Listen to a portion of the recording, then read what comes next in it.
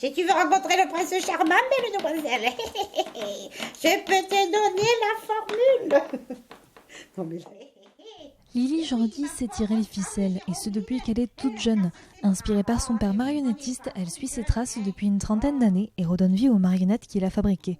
Portrait de ce métier de passion, mais qui pour Lydie est bien plus. C'est trop, il faut la renouveler, elle a dû se vider là. Oh ben, c'est sûrement les gènes, hein, et puis donner vie à des morceaux à du bois, quoi. Même si ça n'avait pas été mon père qui les avait fabriqués, je pense que c'était pareil. J'ai envie de donner la vie. Bon, personnellement, j'ai eu 5 enfants. Sans doute que je suis très, très féconde, comme on me dit en riant. Et puis très créative aussi. Puis grâce à ça, je me suis aperçue que je me débrouillais pas mal. Juste ce qu'il fallait pour peindre, pour les rhabiller moi-même. Je me suis découvert aussi le fait de pouvoir faire plusieurs voix et plusieurs accents quand je jouais seule ici. Donc je faisais des spectacles et personne ne se doutait que j'étais seule derrière.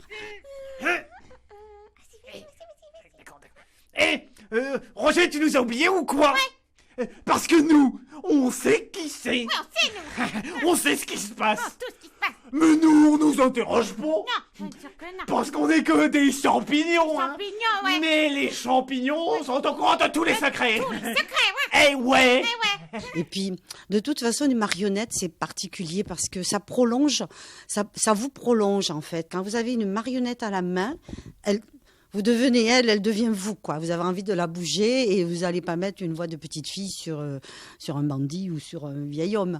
Voilà, on se met vraiment dans la peau du personnage, comme un comédien qui aura étudié son texte. Mais on s'extériorise et on fait dire des choses. Moi, quand j'improvise, quand j'ai joué comme ça, à l'œil, à vue, comme ça, avec des... et même les enfants, ils répondent. Quand je m'adresse aux enfants, ils m'oublient complètement, même si je suis là. Et ils répondent au personnage, et comme si c'était quelqu'un de vrai. Ça a une importance dans la vie. Ça fait partie de notre ADN, les marionnettes. De tout temps, même au temps des hommes préhistoriques, ils avaient un bout de bois avec un truc pour communiquer, pour leur faire dire des choses qu'eux n'osaient pas dire. Hop, et la petite bestiole qui sort. Faire dire des choses que l'on n'ose pas dire, c'est à l'origine la volonté de Guignol qui, en 1808, devient la marionnette porte-parole des petites gens. Et pour Lydie, chaque marionnette a une histoire qu'elle sait bien s'approprier.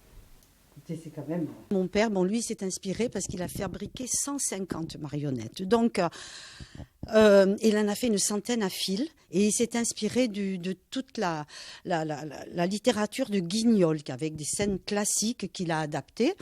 Voilà, et puis moi, quand j'ai repris il y a 25-30 ans, j'ai modifié parce que déjà, les choses qu'on disait dans les années 60, elles se disaient plus, c'était une autre ambiance. Mais j'ai écrit aussi des spectacles. Comme je suis marseillaise, ça se passe sur le port de Marseille. Alors on voit là-bas Fonfon et Mireille.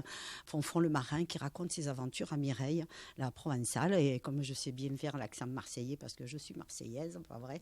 Alors c'était vraiment un régal. Et là, quand je fais marcher Mireille et que je l'anime, c'est moi, quoi. À travers elle, c'est moi et c'est elle, on devient qu'un, quoi. C'est ça la magie de la marionnette. Ah, mais moi, je me promène pas. Hein. Je travaille. Hein. J'attends 5 heures pour embarquer sur la bonne mer.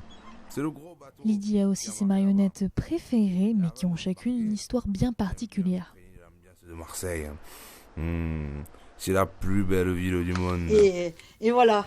Donc, vous voyez, les clochards, c'était des êtres sympathiques. Donc, par le hasard de la vie, il s'est retrouvé après la guerre, après avoir été déporté dans les camps pendant la guerre. Il est rentré comme il était musicien, qui jouait de 15 instruments de musique et qui parlait 7 langues couramment. Donc, c'était un très grand érudit. Il s'est retrouvé à jouer de la musique dans la fanfare de la police à Marseille, parce qu'il n'était pas marseillais, mais il était marié à Marseille, puisque j'avais déjà ma sœur aînée qui était là. Et au bout d'un moment, on leur a dit, on ne peut plus vous payer que pour jouer de la musique, il faut rentrer dans la police, ou alors vous allez chercher du travail ailleurs. Et lui, il est rentré dans la police, mais il n'avait pas du tout l'envergure d'un policier. Et c'est pour ça que les clochards, il les aimait bien, parce que quand il faisait la nuit, il leur donnait les sandwichs que ma mère lui préparait pour lui, pour manger. Et donc, c'était des gens très sympathiques, donc ils ont les pieds, vous voyez, cette technique de fabriquer ça, c'est... voilà, quoi. Et celui-là, le chapeau s'est enlevé. Je l'ai un peu trop bousculé, sans doute. Et à l'intérieur, devinez ce que j'ai trouvé. Une découpe d'un journal, le Provençal, comme il se doit, parce que c'est à Marseille. Voilà. Qui date du 10 janvier 1954. Allez, Jim Jojo, maintenant tu nous mets la musique. Là, allez, ok, vraiment, t'es bah nous en son qui sont.